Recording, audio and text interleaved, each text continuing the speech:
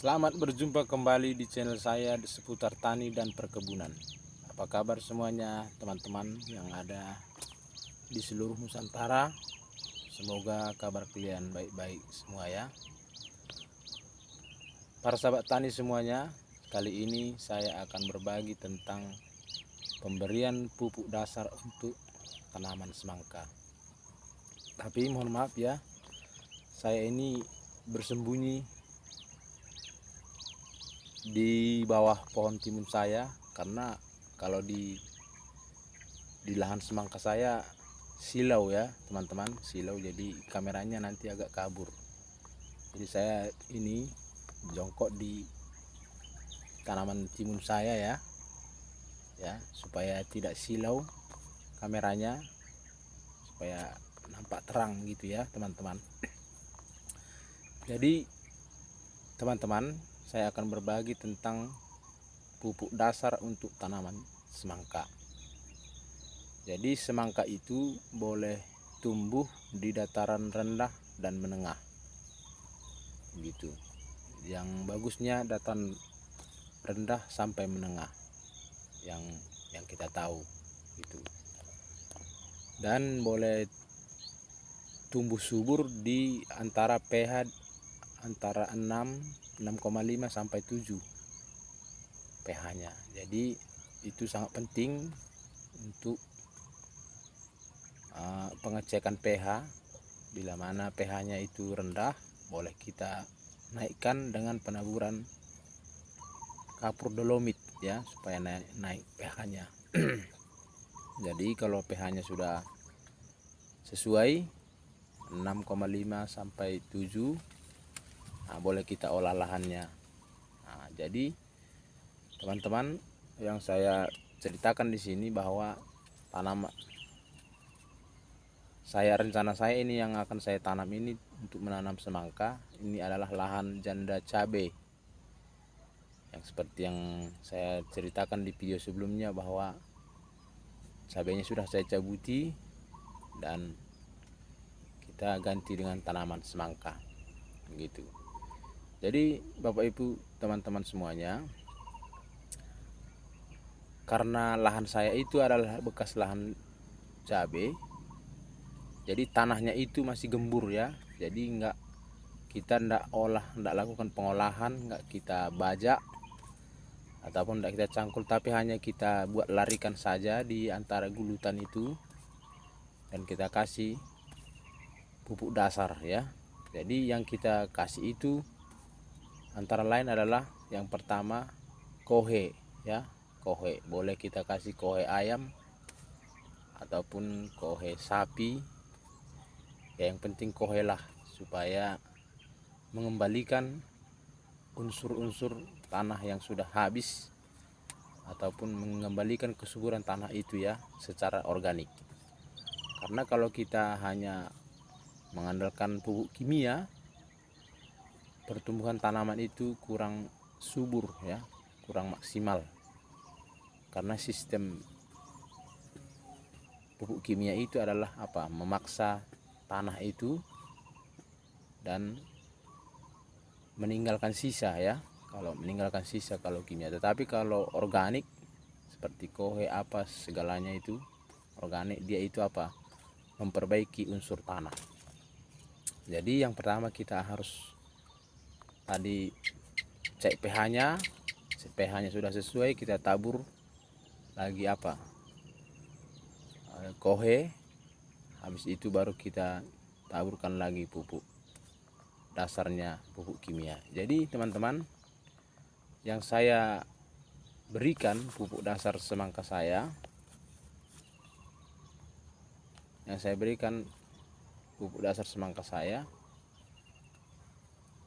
NPK, saya menggunakan NPK 1616 sebanyak 30 sampai 40 ya, 30 sampai 40 gram per pokoknya. Jadi kita hitung ya, berapa satu gulutan itu, berapa tanaman, jadi kita hitung kali 30. Kalau tanahnya itu kurang subur, kita kalikan kali 40 gram per tanaman. Dan ditambah lagi dengan pupuk Amapos kalau ada Amapos ya, SS. Nah, kalau tidak ada boleh juga digunakan dengan TSP ya, TSP dan juga KCL. Tetapi di dalam penggunaan KCL nanti setelah dia berumur lebih kurang 2 minggu lah, barulah kita tabur di antara lubang tanam itu. Kita taruh di tengah lubang kecil ya. Kalau kita pakai mulsa kita kasih lubang kecil, baru kita taruh di sana TSP KCL maksud saya. Dan ukuran TSP-nya itu 20 per tanaman. Jadi 20 gram TSP, 40 gram NPK, itulah kita aduk, kita campur, baru kita tabur merata di gulutan yang akan kita tanam. Baru itu kita tutup. Nah, jadi usahakan itu kohenya itu sudah dingin, jangan panas ya, ataupun yang sudah difermentasi. Kalau kita fermentasi di lapangan boleh juga, tetapi kita tunggu jeda waktunya paling tidaknya itu 3 minggu supaya kohenya itu sudah dingin, tidak panas lagi dan tidak mengandung jamur. Jadi setelah itu baru kita tanam. Setelah umur 2 minggu baru kita kasihkan lagi KCL di antara lubang tanam sebanyak 20 gram per tanaman. Jadi saya akan perlihatkannya bagaimana caranya ya di lahan saya, bagaimana caranya untuk penaburan, pengerjaannya, cara pemberian pupuk dasar pada tanaman semangka saya. Boleh saya kasih dulu ya, kamera belakang. Jadi ini dia ya teman-teman, saya sudah gunakan kamera belakang. Kita akan menuju ke lahan semangka kita. Jadi ini dia teman-teman, penaburan kohe ayamnya. Nah, ini yang diberikan oleh anak saya. Nah, kebetulan ini kohenya sudah kena hujan kemarin ya, jadi agak becek dia teman-teman. Nah ini lagi kesini lagi bang, sini ini kurang kesini, agak banyak kan sedikit. Nah, setelah ini dikasih kohe ayam, ini sudah difermentasi ya teman-teman. Nah ini dia. Dan ini perlu saya kasih tahu sistem cara penanaman saya, sistem kupu tarung ya. Nah ini barisannya yang dekat, karena saya kemarin menggunakan lahan janda cabai, jadi saya mengikutkan gulutannya itu. Gulutan cabainya ini saya buat larikan di tengah, baru kita kasih pupuk dasar. Dan setelah kita kasih pupuk dasar kohe ayam, barulah kita kasih ini teman-teman. Nah, ini NPK 1616 yang sudah saya timbang tadi ya,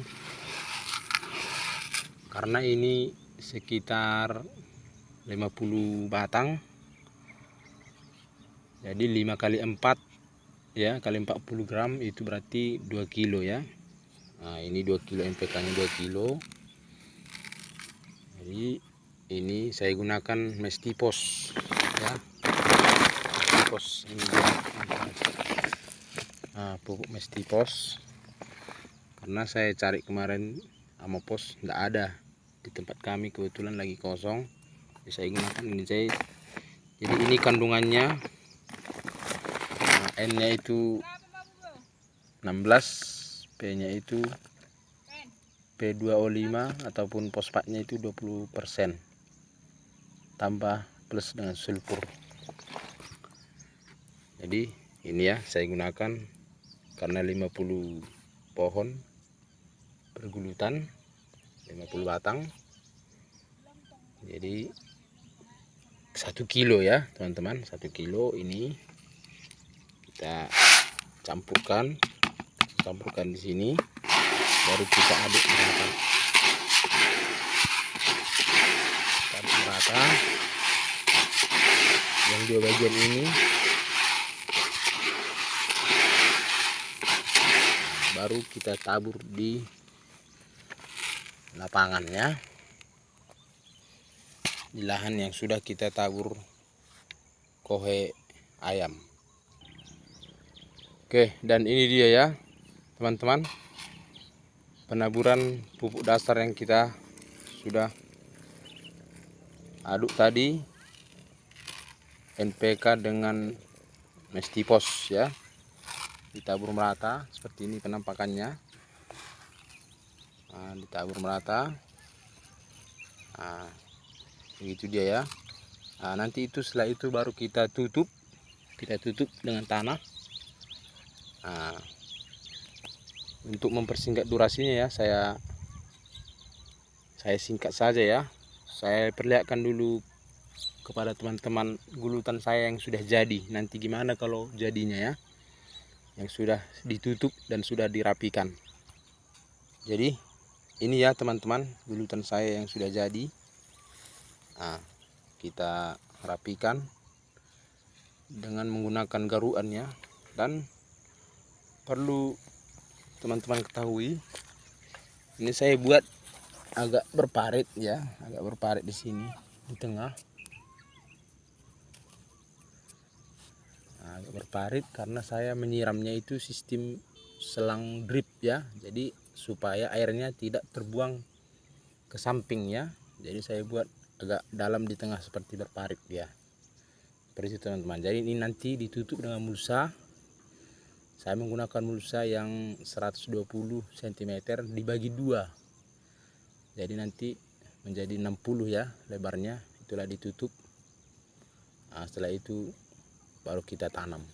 Jadi sekian dulu ya teman-temannya yang boleh saya bagikan. Nanti mungkin saya akan review lagi tentang perawatan tanaman semangka dalam masa vegetatif dan generatif ya. Mohon teman-teman dukung channel ini supaya channel ini bisa berkembang, dan saya juga semangat ya membuat konten-konten ataupun tutorial yang boleh kita bagikan bersama, kita sharing bersama, bagaimana supaya kita petani boleh maju bersama. Nah, yang saya bagikan, yang saya tahu saya bagikan kepada teman-teman ya. Mungkin teman-teman juga banyak hal-hal yang saya tidak ketahui, boleh teman-teman bagikan di kolom komentar ataupun boleh dihubungi saya ya lewat WA, begitu teman-teman. Oke, sekian dulu ya teman-teman dari saya seputar tani dan kebun. Salam sukses petani Riau Indonesia.